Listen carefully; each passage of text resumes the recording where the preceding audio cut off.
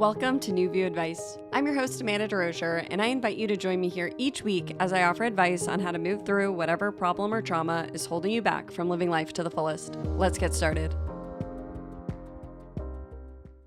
Hi there, beautiful soul. My name is Amanda DeRocher, and this is New View Advice. If you're new here, this is a healing-centered advice podcast where I offer guidance for the healing journey. It's not my intention to give you all the answers. I believe you have all the answers. You just may need a new view and a little help along the way. Thank you so much for joining me today. Today's episode is about healing from sexual assault and rape, and specifically focused on the question, how do you rebuild your sense of self-worth after experiencing sexual trauma? I've received this question from a New View Advice listener, and I think it's a really great question because I don't think people fully understand how the feelings of low self-worth are a big reason why healing from sexual assault and rape is such a long and complicated journey. Even after time has passed, or if you're able to return to what feels like a normal life, the lingering feelings of low self-worth don't just go away and can often leave you feeling stuck, scared, anxious, or depressed. And these feelings can continue on for years. I know that was the case in my experience, is that I was sexually assaulted in my childhood and in my teens, and I was still dealing with these feelings of low self-worth into my 20s and early 30s. So today I'm going to dive into self-worth, why your sense of self-worth is impacted by sexual assault and rape, and how to begin the process of rebuilding your self-worth one step at a time. My intention for this episode is to assist you in rebuilding your sense of self-worth and help you to remember that no matter what happened, you are still worthy, you have always been worthy, and you've never stopped being worthy.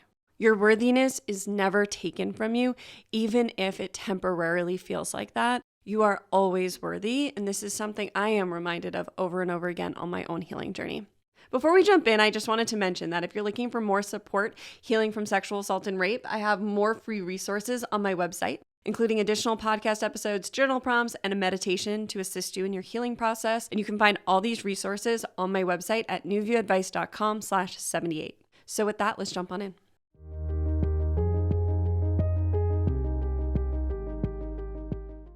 Hi, Amanda. How do you heal self-worth issues after the trauma of sexual assault?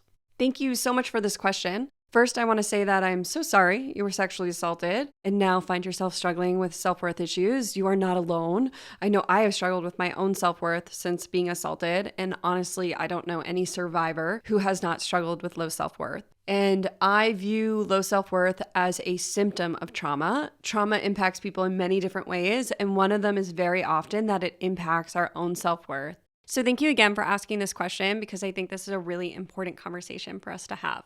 So right here up front, I wanted to define self-worth. So self-worth is the internal sense of being good enough and worthy of love and belonging for others. And connecting with our self-worth is the embodiment of remembering we are always worthy and we are always worthy of love from ourselves and others. So many people feel like they aren't enough, and a reason for this is trauma. As I mentioned, I believe low self-worth is a symptom of trauma. And so for sexual assault and rape survivors, I really believe that this can leave us feeling low self-worth.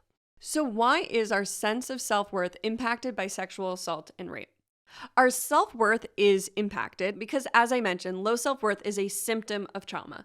And what I mean by that is that many times when we are raped and sexually assaulted, we create beliefs about ourselves and the world that are untrue and are false, but in that moment in time, we believe they are true. One of these beliefs is very often, I'm not good enough and I'm unworthy. Rape and sexual assault is a violent act. It's a horrible trauma to survive. I know, just like many of you listening know as well. And many of us cannot comprehend why something so horrible happened to us. And one of the main reasons why we're trying to figure out why this happened is to begin to recreate a sense of safety within us so that we can ensure this does not happen again. Because the truth is, rape is a horrible act. You did nothing wrong. You did not ask for it. You did not deserve it. There is nothing you did to deserve something so horrible happening to you. It is an unfair and unjust act.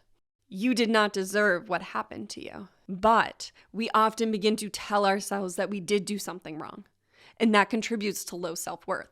So for me, some of the beliefs that I created that contributed to my low self-worth were beliefs such as I'm unworthy, I'm ugly, this wouldn't happen to a pretty girl, my life isn't worth living, no one will ever love me, this was all my fault, I deserved this, and so on. So many beliefs were created in that moment because my mind could not understand why something so horrible happened to me.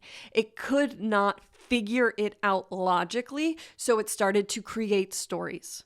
And many times before this act of sexual assault and rape, many of us already had these beliefs of unworthiness and not enoughness. I know that was true in my life, specifically with my teen assault.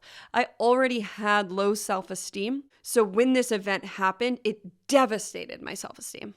I went from low self-worth to no self-worth because all the self-worth I had was shattered in that moment. So this event really impacted my self-worth, and it continued to impact my self-worth moving forward. My low self-worth for a long time was a way that I tried to remain safe. So my low self-worth contributed to a lack of confidence, a lack of wanting to speak up. It contributed to a lot of fear and anxiety. And though these were very hard things for me to have, right? It's not comfortable not being confident in yourself. It's not comfortable being anxious. It's not comfortable being depressed. These were actually all symptoms of the trauma I survived. And in a twisted way, it was my body's way of trying to keep me safe. Because if I was anxious all the time, I was always on the lookout for danger. I was being hypervigilant. If I was depressed, I wasn't creating and showing up in the world and being vibrant because that felt really scary for me. For a very long time, it was too scary for me to feel good. It was actually easier for me to be depressed than to be happy because I was so afraid of my happiness being taken away, and I was so afraid of being shattered and devastated again. Nobody could hurt me when I had low self-worth. But that wasn't true. That was another false belief, right? Nobody can hurt me when I have low self-worth. But I was being hurt by people all the time because people weren't seeing the real me, so I was developing more and more beliefs about myself that were not serving me.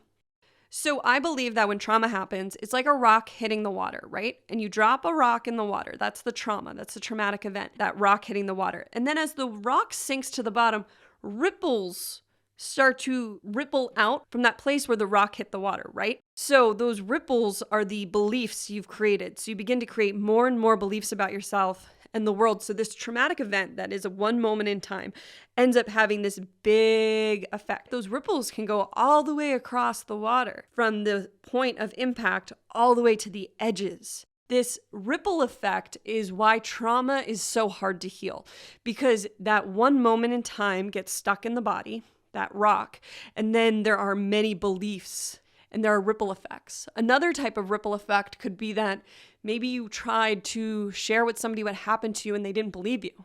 That can contribute to low self-worth. Oh my gosh, I'm not worthy of being believed. Oh my God, I'm not enough. Oh my gosh, maybe this person's right. Maybe I was asking for this. Maybe you didn't have anybody to share with. I know this was true in my life, that when I began talking about my experiences with sexual assault and rape, people did not want to talk about it. I was met with a lot of backlash, a lot of shutting down, people who didn't believe me and my story. And that was really devastating. I created more and more beliefs about myself, and it contributed to more self-doubt, which created more low self-worth. So why is this important for us to realize? It's because these beliefs kept me living in the past and kept me from feeling worthy in the present moment. All these beliefs I created and continued to create because of the trauma I survived. And as long as I believed these stories about myself, I was stuck in that moment in time with all those feelings of low self-worth. It's only been through peeling back the layers of the onion. So if you're new here, I often talk about the healing journey as an onion, and we peel back the layers one layer at a time. So I mentioned to you up front a lot of different beliefs I created because of this experience I survived. I was not conscious of all those beliefs at one time. It was one belief at a time, looking at all the events that led to that one belief about myself, such as being unworthy, such as being ugly. And these beliefs are created by ourselves, or they can also be something someone else told us. So I know for me, a lot of horrible things were said to me while I was assaulted in my teens. And I internalized a lot of those things as being true for a very long time because I didn't know why these boys attacked me. I didn't know why I was raped by a group of my peers. And through my healing journey, I've been able to see that I was carrying those beliefs in order to keep myself safe from ever feeling that way again. I carried those. I carried that what those people said to me in that moment were true because I vowed I would never feel that way again. But the truth was, I was feeling that way every day by being the one to tell myself those things over and over again. Someone outside of me was no longer telling me those things, but I was telling myself those things. And that was contributing to my low self-worth.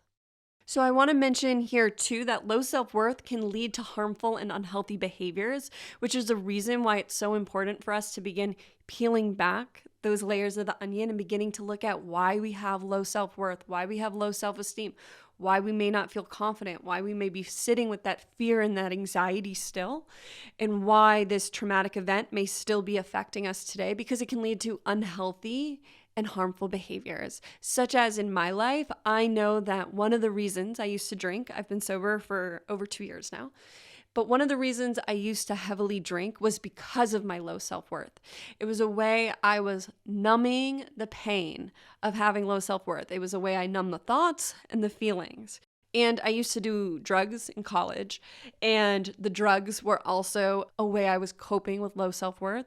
I was learning a new social environment, and I was embracing it in an unhealthy way because I had such low self-worth.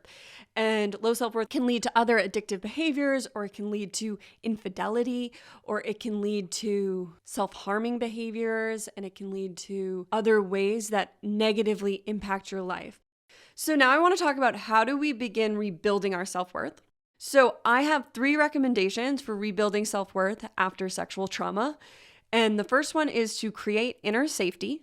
The second one is to examine false beliefs. And the third one is to try different healing modalities. So let's start with creating inner safety. So feeling safe in your mind, body, and heart is the foundation for healing. And it's a foundation for healing from sexual assault and rape. When we're raped and sexually assaulted, we feel very unsafe in our bodies. And afterwards, we often still feel unsafe, and we don't know how to create that safety. And again, that's a reason some of these false beliefs are created, is because we have no idea how to go about life after trauma. This is true for so many traumas, including sexual assault and rape. After these traumas, you can feel empty inside. You can feel entirely different, but the world is still moving at the same speed. You feel stuck. You feel confused. You can be in shock. I know for me, after I was sexually assaulted in my youth and in my teens, I was very disconnected from my body. And over time, I disassociated from these events. I completely disassociated from reality in a lot of ways. And this was my body's way of coping with the immense trauma I had survived. So when we're healing and we want to rebuild our self-worth, it's important to create inner safety. And so how do we create this inner safety? The first recommendation is to practice self-compassion. Our self-worth is an inside job. Honestly, it's an inside job before trauma, and it's an inside job after trauma. It is only within us, in our own hearts, that we can truly feel worthy. You have to believe you are worthy to believe that somebody else believes you are worthy. No one else can grant you worthiness. You have always been worthy. You will always be worthy.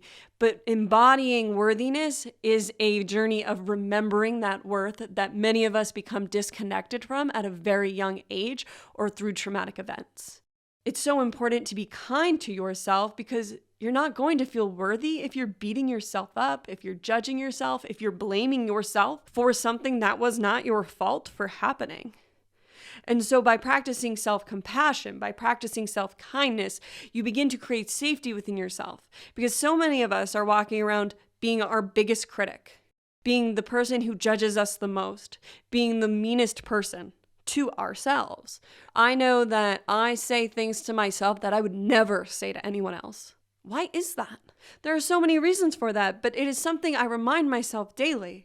That I'm a human just like everybody else, and I'm doing the best I can. I'm not perfect. I've never been perfect. I'm human. I make mistakes. That's okay. I'm not wrong for existing. I don't have to hate myself anymore. I get to love myself. And that's a journey home to self.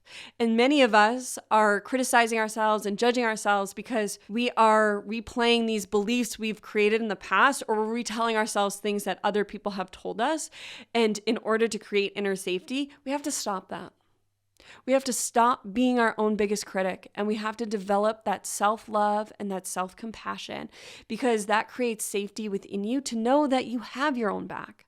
To know that you're your own best friend and that you're that inner mother and that inner father you always needed. Many times through the healing journey, we become the parent that we needed for ourselves. And many of us who experienced sexual assault and rape did not receive the protection we needed in the moment. And so it's important to be compassionate with yourself. Again, it was not your fault, but many of us carry that burden as if it was. And practicing self-compassion is practicing being kind to yourself and reminding yourself that this was not your fault. My other recommendation for creating inner safety is to practice self-care. I talk about self-care all the time on the podcast because self-care is a foundation for the healing journey. I believe that giving yourself what you need in every given moment is a foundation for creating safety within yourself.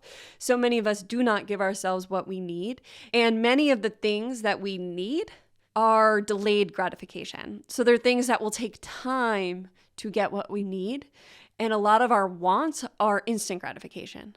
And so self-care can consist of both. So maybe in the moment you need a bubble bath.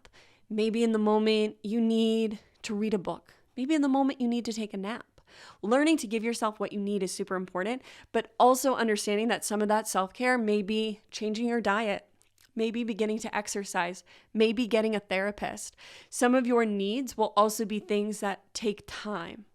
And so learning to care for yourself is giving yourself all of your needs, right? So it's giving yourself what you need now and what you need later and creating the foundation for you to heal over time.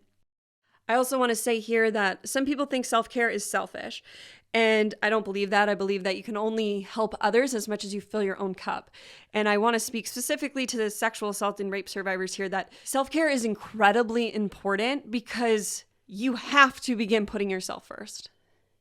Many times when we experience physical violence, we end up putting ourselves last. We end up throwing ourselves into the trash can, is what it feels like, because we feel so unworthy because of the things people have done to us. So rebuilding that sense of self-worth requires you listening to yourself and giving yourself what you need. And understanding that you may have wanted somebody else to show up for you and give you that need, but many times it requires you giving yourself that need. So many times throughout my own healing journey, I wanted somebody to show up and tell me it was okay to take a break. It was okay not to work so hard. No one ever did. And that's okay. That's not their job. I had to learn to be like, you know what? I'm a trauma survivor. I can't work the same way other people can. I don't have a 9-to-5 day in me. I'm dealing with a lot of trauma within my body, and I'm in the midst of healing it. Especially for me last year, I really dove into my low self-worth, my low self-esteem, and the trauma that was still living in my body about being raped in my teen years. There was a lot still there. That requires an incredible amount of energy. So if you're on your healing journey and you're taking the time to look at these really hard things from the past, your body is going to be tired. You are going to need to rest more. You are going to have to give yourself the space to feel your feelings, which often requires you slowing down. In a world that moves 100 miles an hour and wants you to make a decision in every second and wants you to be go, go, go, it is incredibly important for you to learn how to slow down.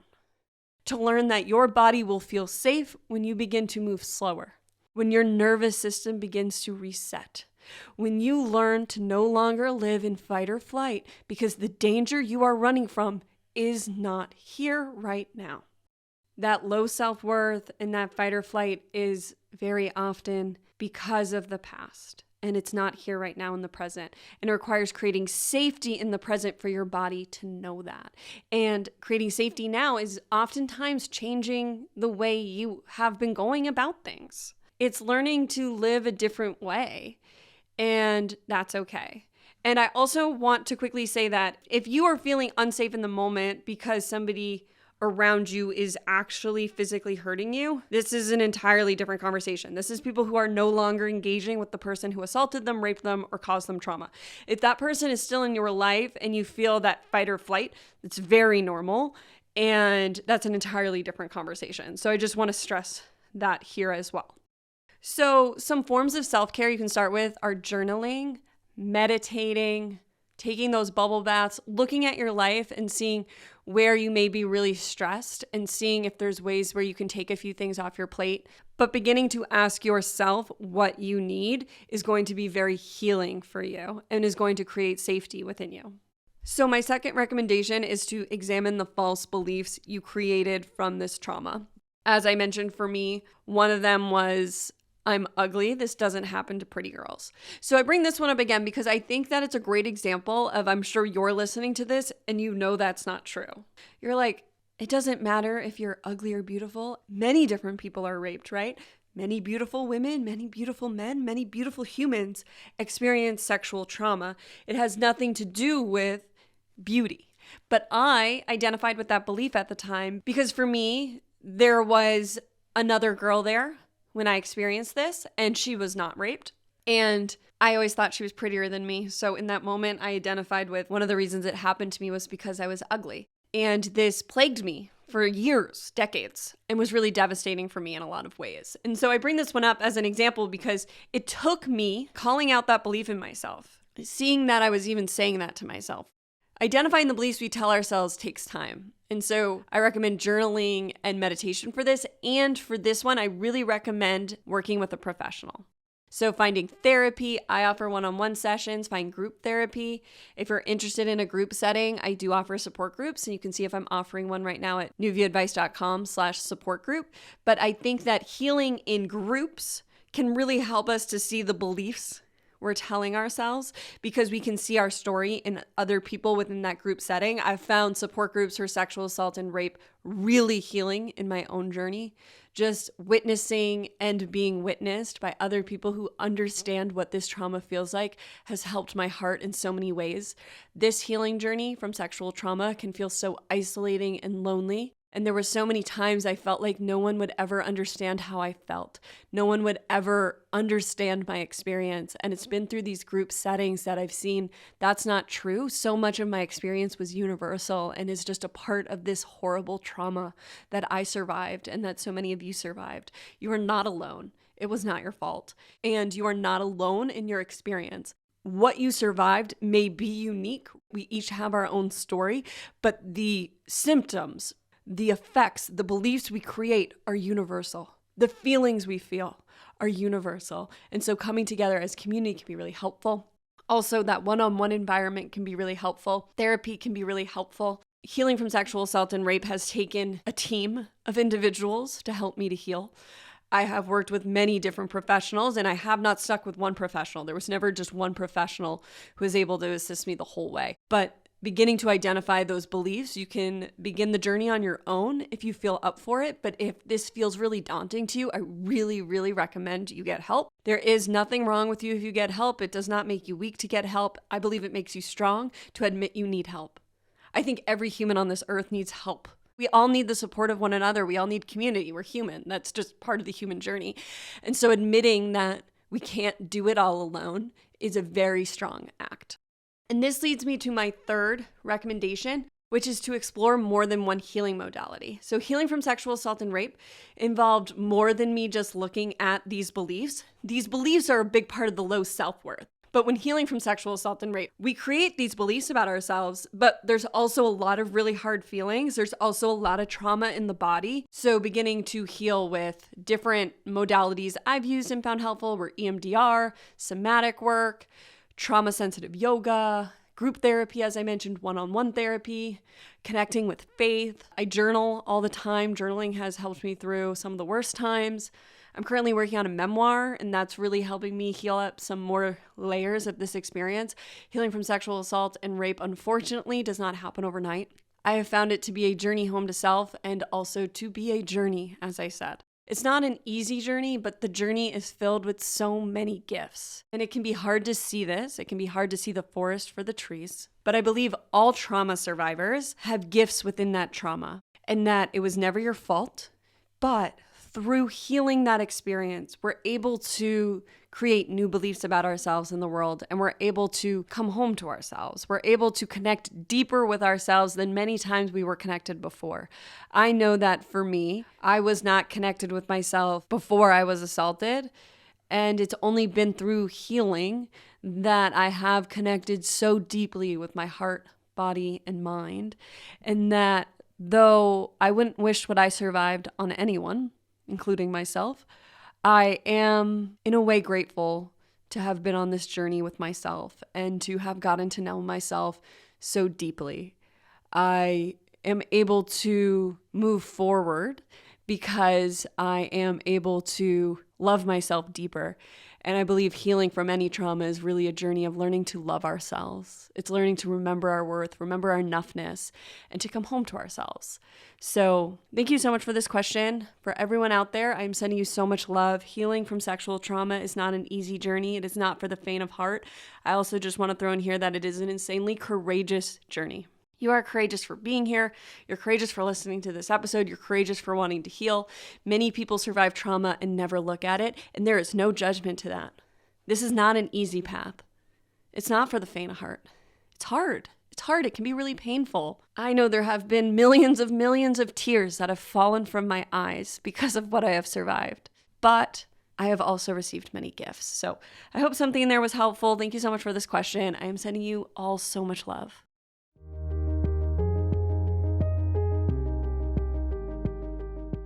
Thank you so much for tuning into today's episode of New View Advice. Today we talked about healing the feelings of low self-worth after sexual assault or rape, which is a really hard journey, as we talked about.